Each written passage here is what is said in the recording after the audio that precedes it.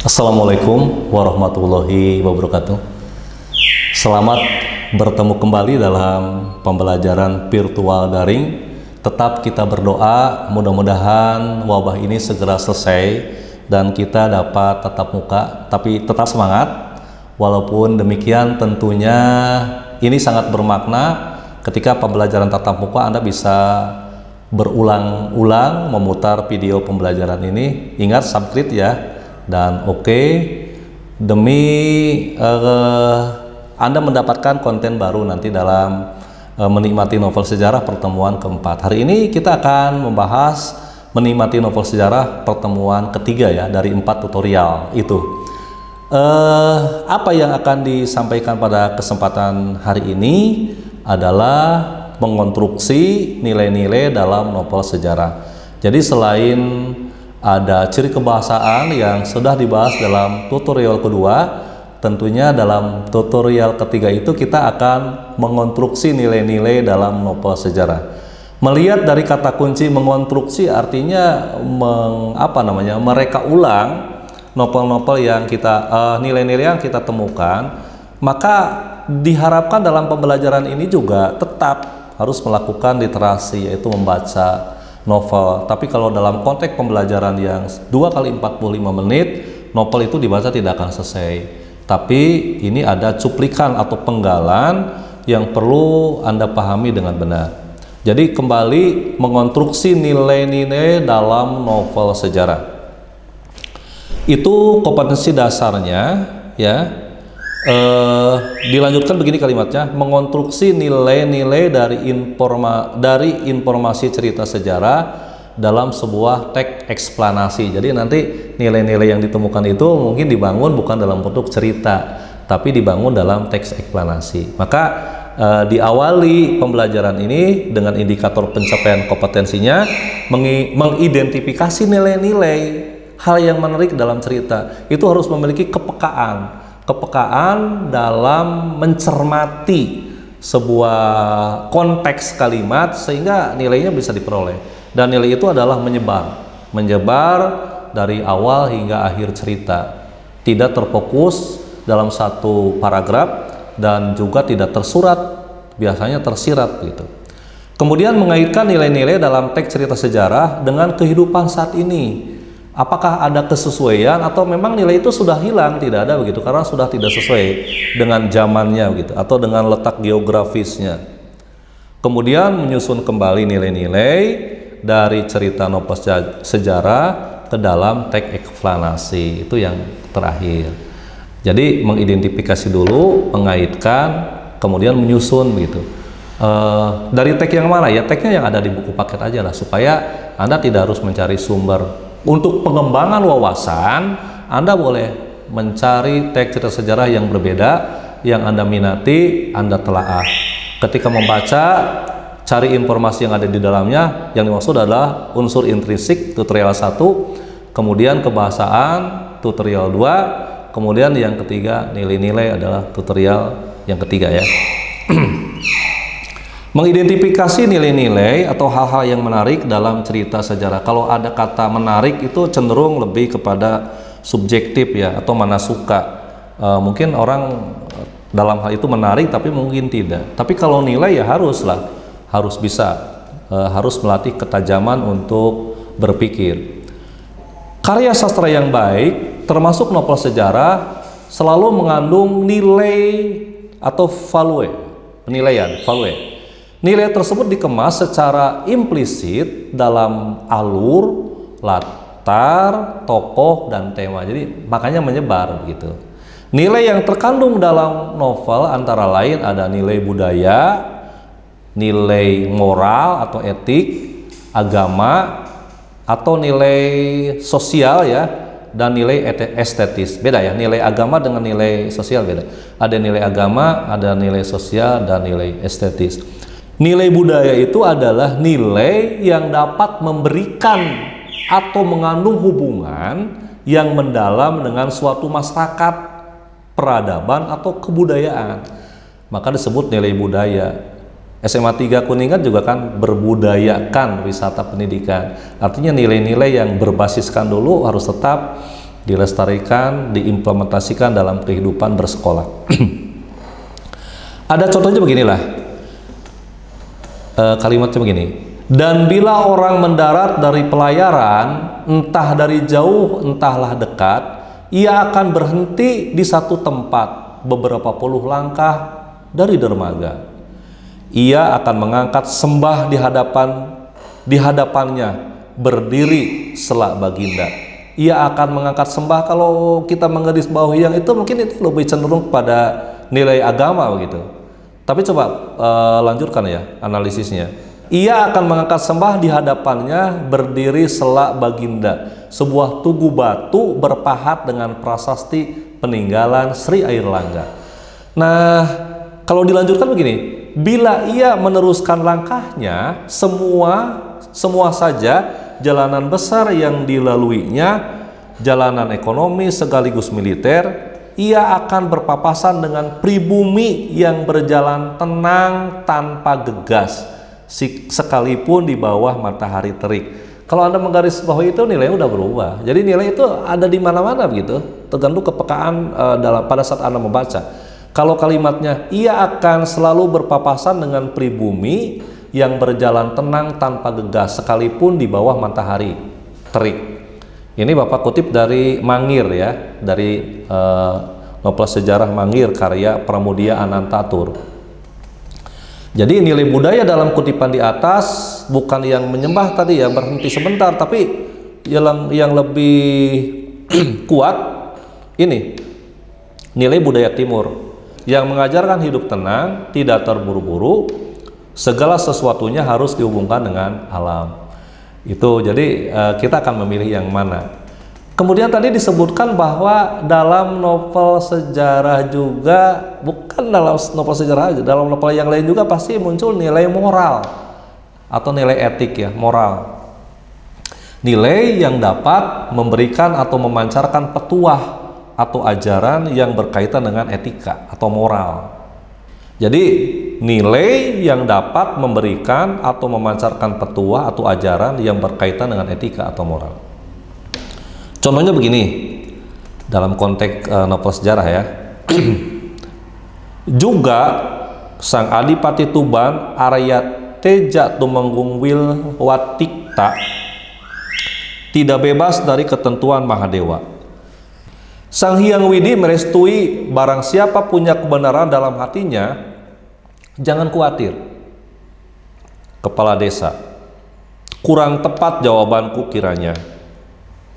Ketakutan selalu jadi bagian mereka yang tak berani mendirikan keadilan. Kejahatan selalu jadi bagian mereka yang mengingkari kebenaran, maka melanggar keadilan. Dua-duanya busuk. Dua-duanya sumber keonaran di atas bumi ini. Dan ia teruskan wejangannya tentang kebenaran dan keadilan, dan keduanya di tengah-tengah kehidupan manusia dan para dewa. Ini dikutip dari novel Mangir ya, karya Pramudia Anantatur. Nilai moral dalam kutipan di atas adalah ketakutan membela kebenaran itu sama buruknya dengan kejahatan, karena sama-sama melanggar keadilan. Maka kita sebenarnya harus berani di sini, ya harus berani untuk mengungkapkan sebuah kebenaran. Jadi kalau menutup-nutupi sama saja dengan kejahatan. Kemudian nilai agama ya, nilai agama udah jelas lah, udah ini nilai yang berkaitan atau bersumber pada nilai-nilai agama. Contoh ya begini, kala itu tahun 1309 segenap rakyat berkumpul di alun-alun, semua berdoa, apapun warna agamanya, apakah Siwa, Buddha maupun Hindu, semua arah perhatian ditujukan dalam satu pandang ke Purawaktra yang tidak dijaga terlampau ketat. Segenap prajurit bersikap sangat ramah kepada siapapun, karena memang demikian sikap keseharian mereka. Lebih dari itu, segenap prajurit merasakan gejolak yang sama oleh duka mendalam atas gering yang diderita Kertarajasa Jayawardana. Konteksnya Bapak sengaja dibaca keseluruhan ya, padahal kita sudah dapat di atas gitu, di kalimat pertama. Coba dengarkan kembali. Kala itu tahun 1309, segenap rakyat berkumpul di alun-alun. Semua berdoa, apapun warna agamanya, itu sudah. Berarti itu sudah menunjukkan pada nilai agama. Untuk apa dia berdoa? Tadi ya untuk kesembuhan karena sedang sakit atau gering ya yang diderita Kertarajasa Jayawardhana. Bapak kutip dari Gajah Mada, bergelut dalam kemelut tahta dan angkara, karya Langit Kresna Haryadi ya. Tidak tahu halaman berapa, coba Anda temukan nanti. Jadi kembali nilai agama dalam kutipan tersebut tampak pada aktivitas rakyat dari berbagai agama mendoakan Kertarajasa Jayawardhana yang sedang sakit. Kemudian nilai sosial, ya nilai sosial itu tentunya akan berinteraksi dengan kehidupan bermasyarakat, berbangsa dan bernegara. Nilai yang berkaitan dengan tata pergaulan lah gitu antara individu dalam masyarakat. Jadi kalau Anda diam saja di rumah, orang disebutnya tidak ada sosial gitu. Contoh dalam konteks sebagian terbesar pengantar sumbangan pria dan wanita, tua dan muda menolak disuruh pulang.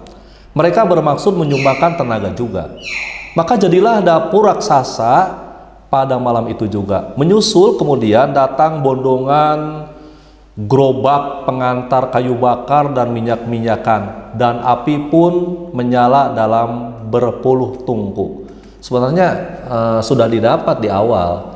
Sebagian terbesar pengantar sumbangan pria dan wanita, tua muda menolak disuruh pulang. Itu sudah ada jiwa sosial yang berkaitan dengan kehidupan antar mereka gitu. Mereka bermaksud menyumbangkan tenaga juga. Itu bahkan sudah lebih menguatkan pada nilai sosial. Mudahlah caranya. Anda cari dengan kepekaan dan konteks yang bacanya yang benar. Itu Bapak ambil dari kutipan Nopal Mangir karya Pramudia Anantatur. Kemudian kalau penjelasannya di sana mungkin akan ini lebih jelas, bahwa nilai sosial tampak pada tindakan menyumbang tadi ya, tindakan menyumbang, kemudian kesediaan untuk membantu pelaksanaan pesta perkawinan. Jadi di sana ada nilai sosial. Nilai sosial tidak harus sama persis konteksnya seperti ini, nanti Anda temukan gitu di teks cerita sejarah yang Bapak akan tugaskan di akhir tutorial yang ketiga ini. Kemudian ada juga nilai estetis ya, tentu estetis berkaitan dengan keindahan, nilai yang berkaitan dengan keindahan, nilai yang berkaitan sesuatu yang digambarkan atau diilustrasikan dengan sesuatu yang baik, indah, sehingga orang bisa menyimpulkan bahwa ilustrasi itu benar-benar meresap dalam hati ya.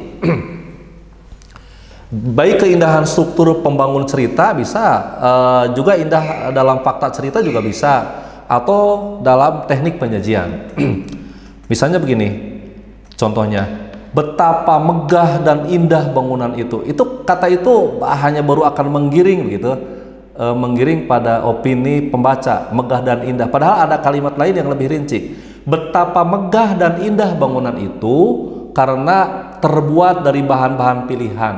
Pilar-pilar kayunya atau semua bagian dari tiang saka, belandar, bahkan sampai pada usuk diraut dari kayu jati pilihan, diraut. Jadi kelihatan barang yang dipasangkan itu rapih lah gitu. Dengan perhitungan bangunan itu sanggup melewati batas puluhan tahun. Bahkan diharap bisa tembus lebih dari 100 tahun. Lanjutkan ya. Tiang saka diukir indah warna-warni. Kakinya berasal dari bahan batu merah penuh pahatan ukir. Mengambil tokoh-tokoh pewayangan atau tokoh-tokoh yang pernah ada bahkan masih hidup. Bangunan itu berbeda-beda bentuk atapnya, pun demikian dengan bentuk wajahnya. Halaman 3 istana utama itu diatur rapih dengan sepanjang jalan ditanami pohon tanjung. Jadi sudah menunjukkan pada ilustrasi indah gitu. Pohon tanjung, kesara dan cempaka. Melingkar-lingkar di halaman adalah tanaman bunga perdu. Nah, ini Bapak kutip dari sumber Gajah Mada, bergelut dalam kemelut tahta dan angkara, karya Langit Kresna Haryadi. demikian apiknya ya pengarang dalam menghadirkan nilai estetis. Jadi kalau tadi yang Bapak sampaikan di sana, teknik penyajian cerita digunakan pengarang adalah teknik showing, namanya showing atau deskripsi. Jadi mendeskripsikan suatu objek, mendeskripsikan suatu fisik orang, cara berbicara orang dengan detail, dengan jelas, dengan rinci, itu sudah menunjukkan pada nilai estetis. Pengarang mampu, jadi si pembaca nanti akan tergiring untuk bisa menikmati apa yang dilukiskan itu. Teknik ini efektif untuk menggambarkan biasanya suasana, ya suasana alam, suasana rumah, suasana tempat kerja, ya suasana hati sedang gundah gulana, sedang marah, emosi, kemudian tempat, waktu, sehingga pembaca dapat membayangkan seolah-olah menyaksikan dan merasakan sendiri. Nah, setelah nilai-nilai itu diperoleh, ya Pak, saya hanya memperoleh 2 yang menjadi masalah. Mungkin daya peka Anda terhadap kemampuan untuk mengapresiasi dan menemukan nilai hanya 2, padahal mungkin nilainya ada 5, mungkin ada berapalah lebih dari 5. Tapi yang 2, yang 3, yang 4 Anda sudah berusaha, dan mungkin contohnya bisa disampaikan beberapa buah dari bagian tahapan naskah yang berbeda-beda. Nah, nilai-nilai yang sudah ditemukan itu kaitkan ya dengan kehidupan sekarang.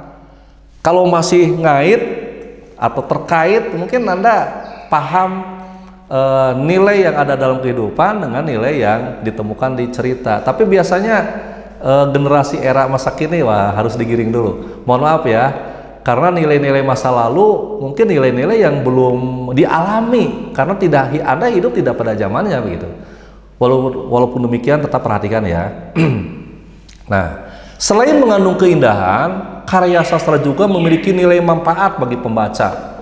Segi kemanfaatan muncul karena penciptaan karya sastra berangkat dari kenyataan, sehingga lahirlah pandangan bahwa sastra yang baik menciptakan kembali rasa kehidupan, baik bobotnya maupun susunannya.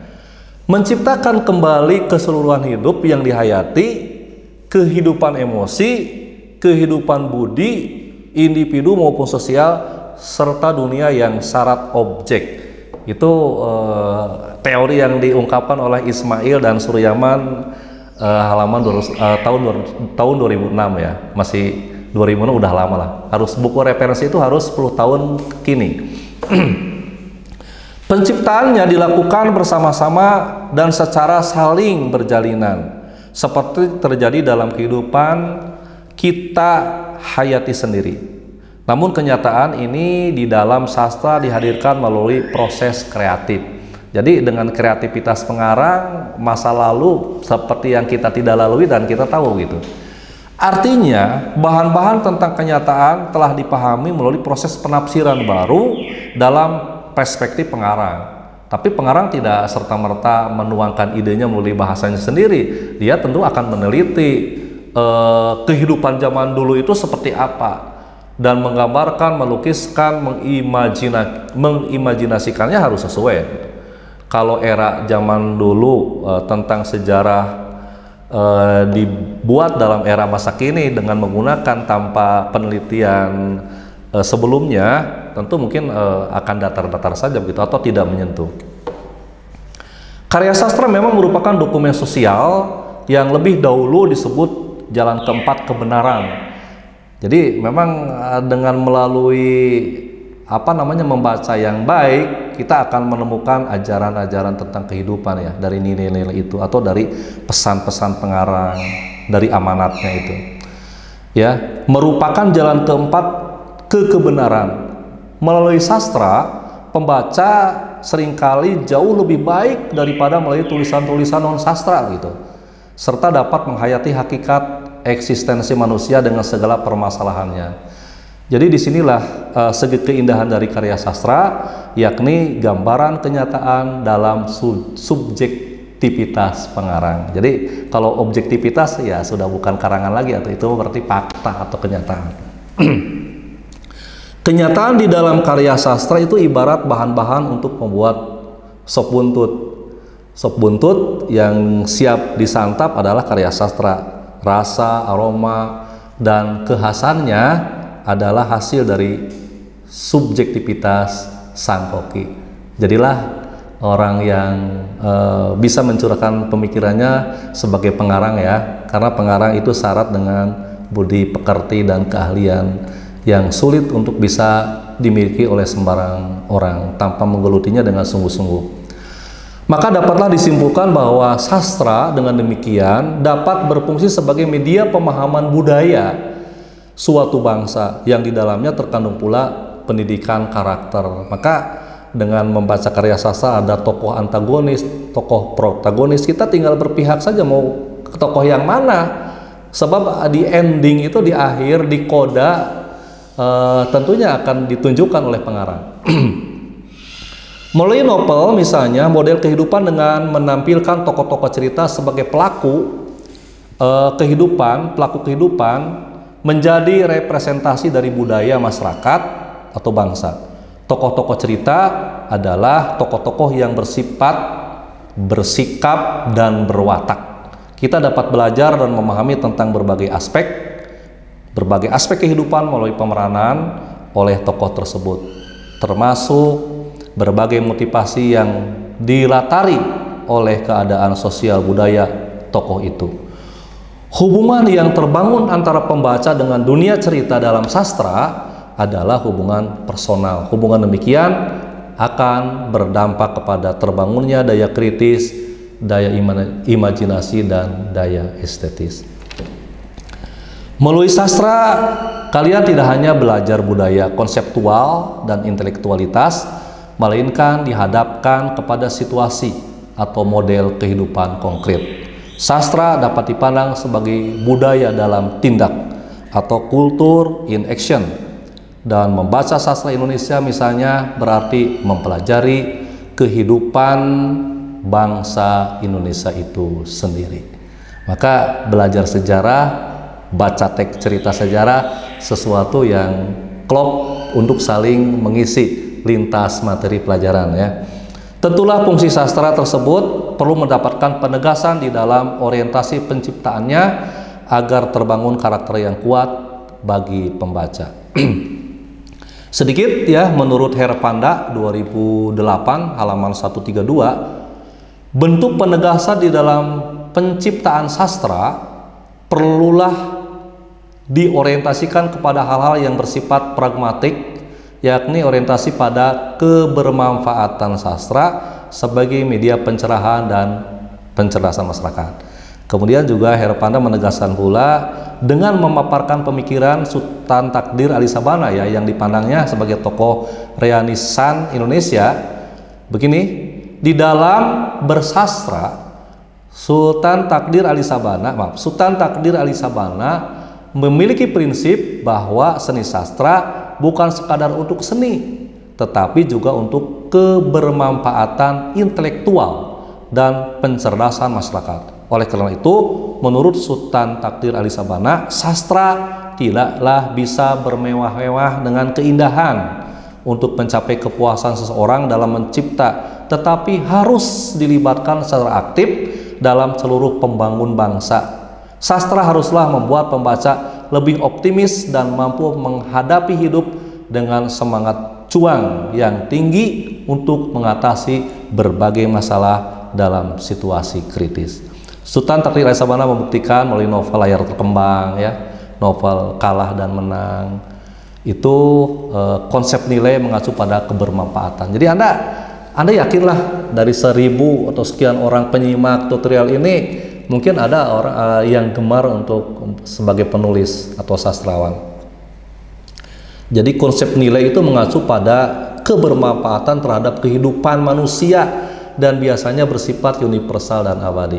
Jadi tergantung pula bukan dari sisi pengarangnya saja, dari daya kritis dari penyimaknya atau pembacanya. Misalnya nilai sosial yang menyatakan bahwa manusia selalu hidup, selalu membutuhkan orang lain. Nilai ini berlaku nilai ini sejak dahulu sampai sekarang. Ya, di belahan dunia manapun juga berlaku. Manusia itu kan hidup berinteraksi tidak bisa hidup sendiri di hutan. Artinya banyak nilai dalam novel yang masih relevan dan bermanfaat bagi kehidupan saat ini. Juga perhatikan contoh berikut ya. Sang Adipati Tuban Arya Teja Tumenggung Wilwatika tidak bebas dari ketentuan Mahadewa. Sang Hyang Widi merestui barang siapa punya kebenaran dalam hatinya, jangan khawatir, kepala desa. Kurang tepat jawabanku kiranya. Ketakutan selalu jadi bagian mereka yang tak berani mendirikan keadilan. Tadi berulang-ulang sudah Bapak sampaikan ya, Bapak kat aja. Artinya kita dibuat harus berani untuk mengungkapkan sesuatu yang benar. Ya, kalau kita menutupi, tidak mau mengungkapkan yang benar, berarti kita juga tetap ya sebut orang yang salah gitu, jahat gitu. Nilai moral dalam kutipan di atas tadi ketakutan membela kebenaran sama buruknya dengan kejahatan gitu, karena sama-sama melanggar keadilan. Nah, pada masa kini nilai tersebut masih berlaku, memang ada begitu. Seringkali kejahatan terjadi, korupsi kan di pemerintahan, juga korupsi kecil-kecilan berjamaah, karena orang mengetahuinya tidak berani atau tidak peduli begitu untuk menegakkan kebenaran. Sebenarnya kita salah gitu. Kalau kita memang tidak tahu ya nggak jadi masalah. Tapi kalau kita tahu ya harus ungkapkan, tunjukkan, biar mereka mendapat keadilan. Bukankah orang yang seperti ini sama saja dengan mendukung terjadinya kejahatan? Ya iyalah, ya iya. Meski demikian ada juga nilai yang dibatasi oleh wilayah geografis, oleh waktu dan agama. Contoh begini, misalnya nilai yang dibatasi oleh geografi, nilai budaya yang terkait dengan budaya berbusana misalnya. Di daerah dengan cuaca panas, masyarakatnya terbiasa menggunakan pakaian tipis dan cenderung lebih terbuka. Sebaliknya, masyarakat di daerah pegunungan terbiasa dengan menggunakan pakaian tebal atau tertutup. Itu contoh nilai yang dibatasi waktu. Tapi juga sekarang masih ada, masih sesuai. Dahulu di sebagian masyarakat pedesaan, para wanita akan nginang ya. Para wanita suka nginang. Mungkin Anda tidak tahu ya nginang itu apa ya. Nginang teh naon atuh? Kalau dalam bahasa Sunda apa sih? Nginang itu mengunyah sirih ya, yang di dalamnya sudah ada butir jambe ya, kemudian kapur.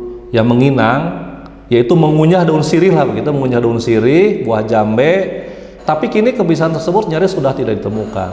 Jadi Anda mengamati nilai ini agak sulit ya, karena ini harus ada kontekstual yang Anda saksikan dengan pernyataan ya. Nginang, itu nginang. Konon nginang itu bisa menguatkan akar-akar gigi, dan orang-orang tua masa lalu itu tidak pernah sakit gigi. Ya, bayangkan saja daun sirih, kapur sedikit ditambah apa tadi itu jambe ya, serbuk jambe yang dikunyah bersama-sama gitu, sehingga menimbulkan warna merah itu. Ya, nilai budaya bisa juga dibatasi oleh agama. Misalnya begini, budaya minum tuak pada masyarakat Indonesia, terutama pada masa pesta perkawinan di masa lalu. Anda masa lalunya kan tidak ikut ya, ikutnya hidup masa kini. Tapi nggak apa-apa ya. Semakin berkurang itu sekarang itu minuman tuak pada masyarakat Indonesia pada pesta perkawinan di masa lalu semakin berkurang sekarang. Setelah masyarakat sadar bahwa minuman keras itu membahayakan dan dilarang agama, tapi tetap ya yang sembunyi-sembunyi masih ada.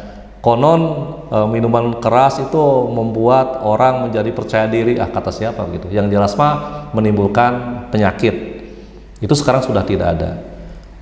Itu nilai-nilai yang sudah Bapak jelaskan, jadi nilai budaya, nilai agama, nilai sosial ya, yang mungkin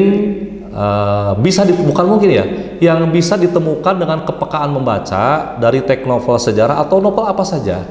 Tetapi ada tugas 3 yang memang harus kalian kerjakan. Bukti menyimak video pembelajaran ini, coba tugas 3 itu yang pertama, baca kutipan novel Pangeran Diponegoro ya, ada di buku paket halaman 68 ya. Kemudian tentukan nilai yang terkandung di dalamnya, atau temukanlah, kutip kalimatnya, bla bla bla bla, ini mengandung nilai anu karena anu, berikan alasannya gitu. Yang berikutnya, bacalah kembali kutipan novel sejarah ya pada tugas tutorial 1, mungkin masih ingat.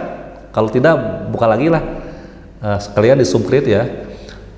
Analisis keterkaitan dengan kehidupan saat ini. Ya, baca kembali kutipan novel sejarah. Selanjutnya analisis keterkaitannya dengan kehidupan masa kini.